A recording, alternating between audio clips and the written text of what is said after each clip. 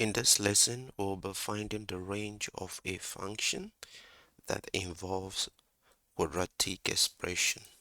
Let's take for example, if we are given f of x equal x squared minus 4, to find the range of this function. The range simply means all possible y values.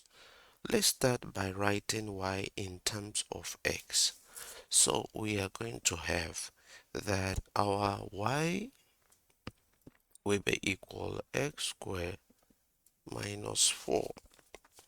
So y plus 4, if 4 crosses over to the other side of the uh, equality sign, it becomes plus, will give us equal x squared.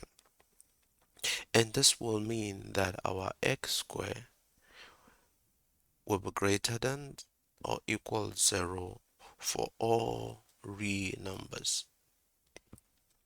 For all real numbers. So this implies, because we are writing uh, x in terms of y, right? Or we are writing y in terms of x, whichever way you see that, that this will imply that our y minus 4, y plus 4, sorry, will be greater than or equal 0. And if we separate y, if we isolate y from this, making y subject to formula, we are going to have that our y will be greater than or equal minus 4, because 4 crosses over the inequality sign. This is what we have. So let's go ahead and write the range of these function. This will mean therefore that our range will be from negative 4, because negative 4 is included. We use the square bracket from negative 4 to infinity, because the range is a set of all real numbers from negative 4. Now, this is interval notation. We can write in set notation, meaning that, remember, in set notation, you use the curly bracket. So y is a set of all real numbers, but our y will be greater than or equal negative 4, and that is the range. So you can choose to write it in either notation unless otherwise specified. Now let's take another example where we have that our f of x, if we are taking another example, our f of x is equal minus x minus 1 square plus 3. Now find the range.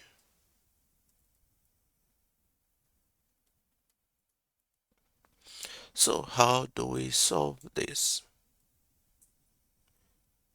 You can try your hands on it, pause the video. When you return, you watch the solution. So let's go. Remember, we said you can rewrite f of x in terms of y. So you solve for y. Now let's rewrite f of x in terms of y. We are going to have that our y is equal minus x minus 1 square plus 3. Now we can isolate the square term, right, which is this. Now if we have that our y, if we isolate 3 crosses over to the other side of the equation, we are going to have y minus 3 now. We give us minus x minus 1 square. So we want to eliminate this negative sign. And how do we do that? We just multiply both sides of the equation by minus 1. All right, so if we do that, minus 1 multiply this term by the left, we are going to have minus y plus 3, because minus multiply minus will give us plus. So what we are going to actually have would be, let me write somewhere here, we are going to have minus y, right, plus 3. So we can rewrite this to be 3 minus y. So we are going to have 3 minus y equal, then the negative, we cancel out this negative. So we are going to have x minus 1 square. Now, having done it like this, we can now say that our x minus 1 square will be greater than or equal 0 for all real numbers. For all real numbers, if that is the case, so let's write the rest of the solution.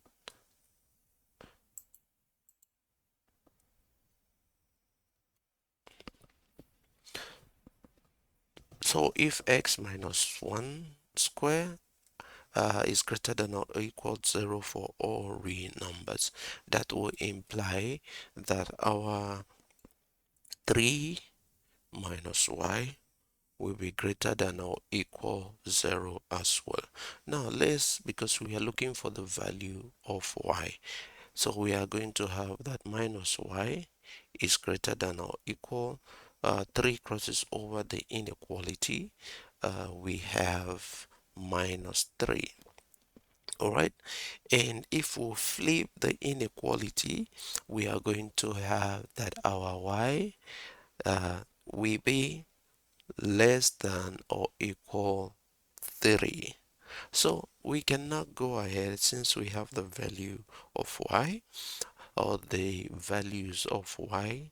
So the range will be, writing in interval notation, we are going to have that y is a set of all real numbers, all right, uh, but less than or equal 3.